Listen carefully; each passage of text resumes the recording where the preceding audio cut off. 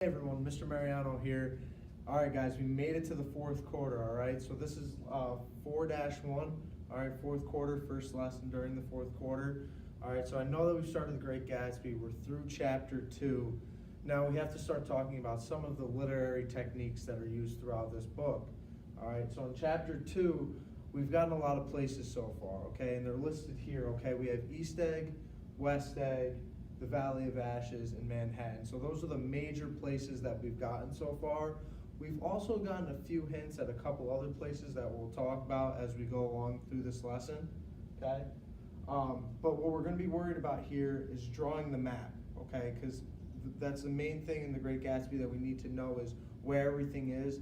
So by drawing a map, it's going to be the easiest way. So right about now, I want you guys to pause this, and I want you guys to take your notebooks out, okay? So we're going to draw this together.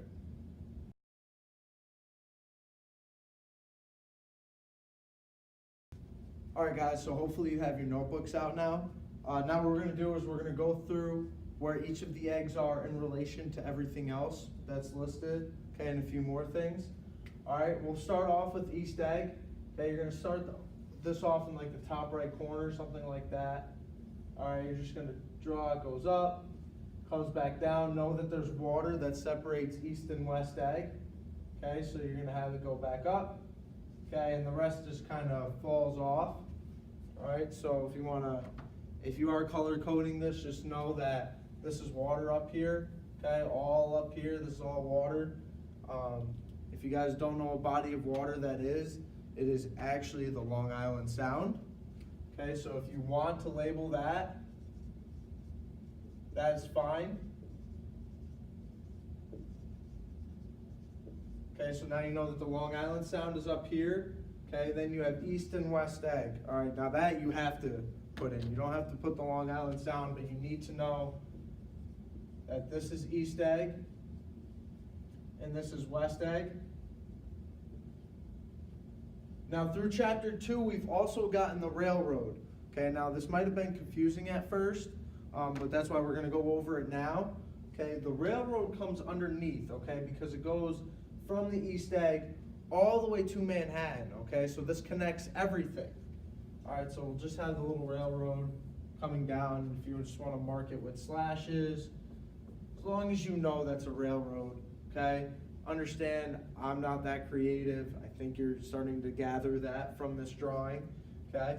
But we have the railroad underneath, okay? So you have East and West Egg up here, the railroad comes through, okay? And now what it goes through is the Valley of Ashes. And now this is where we meet Dr. T.J. Eckelberg, all right? So hopefully you remember that from class. But we need to make sure that we label the Valley of Ashes is about right here, okay? It's about halfway from East and West Egg to Manhattan, all right? So this little spot right here, we'll label this the Valley of Ashes.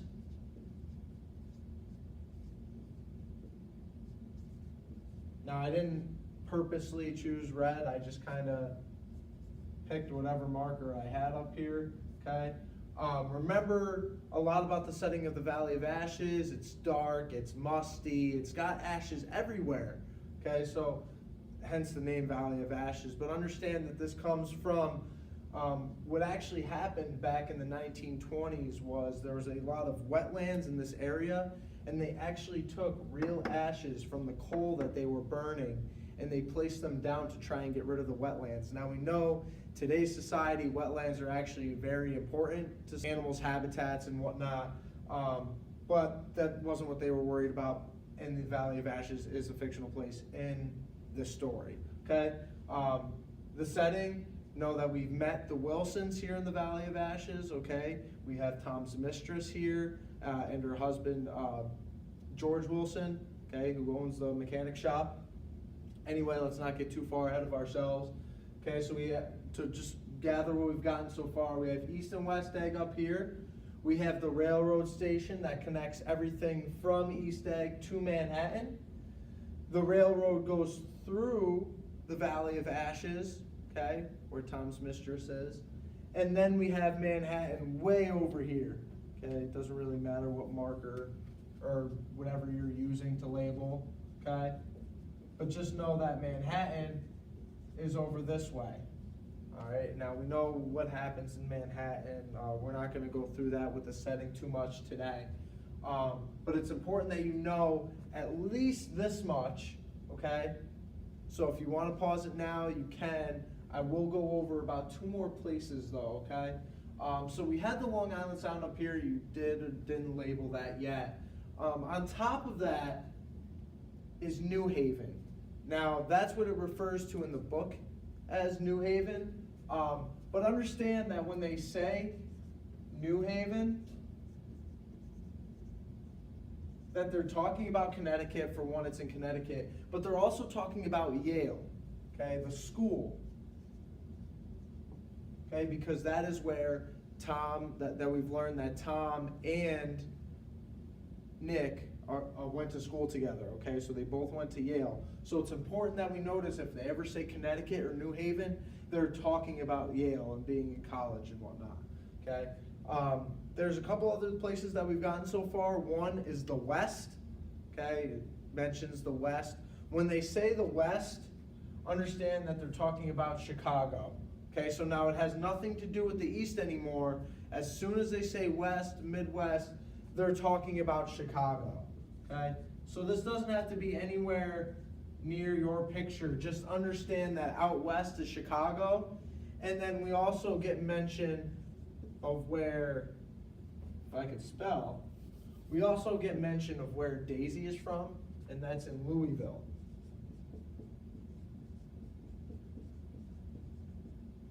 Okay?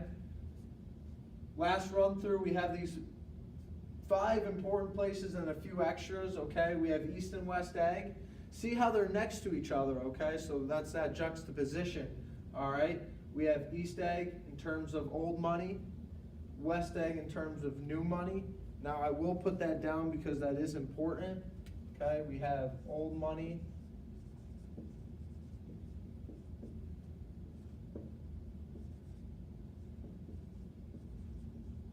Now we'll talk more in class about what old money and new money means. Okay, but it's important that we at least have this concept down that East and West Egg are next to each other, just separated by this body of water. But we also have this juxtaposition of old money versus new money, which each of those 2 things represents. So it's important to see the combination of how setting and juxtaposition are used with one another, okay, in conjunction with one another, instead of seeing them as 2 separate literary techniques. Fitzgerald is able to put 2 of them together, okay? So you're going to pause this video right now. You need to have this written down in your notebooks for tomorrow. So I'm going to give you guys a few seconds. Pause this, put this down, and then we'll come back with our next literary technique.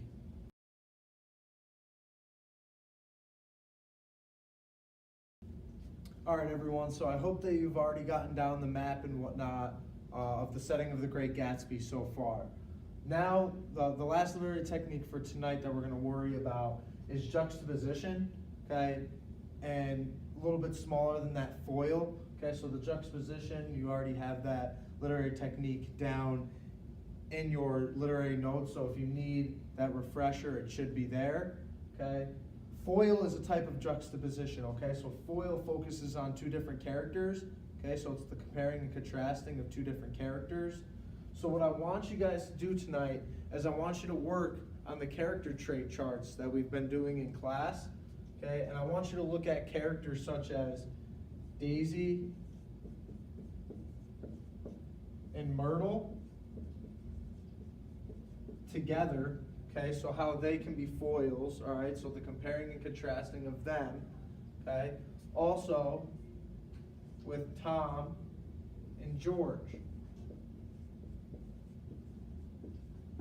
Now you guys should know the relationship between them at this point, okay? Daisy and Tom are married. George and Myrtle are married. But then Tom and Myrtle have this other thing going on, okay? So now we have this love triangle up here. We kind of get George kind of left out of the mix, okay? Probably doesn't want to partake in any of the business that's going on. But what I want you guys to do is I want you guys to compare, contrast Daisy and Myrtle and Tom and George, and come into class tomorrow with an idea of how they're compared and contrasted in terms of things that Fitzgerald has given us about each character, okay? So it might be descriptions, okay? Maybe clothes that each are wearing, where are they from? These are some of the things that you want to focus on, okay? So you see that setting, in terms of where are they from, how that setting then comes back into play with juxtaposition, even smaller foil, because we're talking about where each person is from, okay? So come into class tomorrow with that, and that should be good. So remember, this was 4-1, all right? If you have any questions, write them down now so you can come into class with those questions tomorrow, all right? That seems to be the bell. See you guys tomorrow, all right?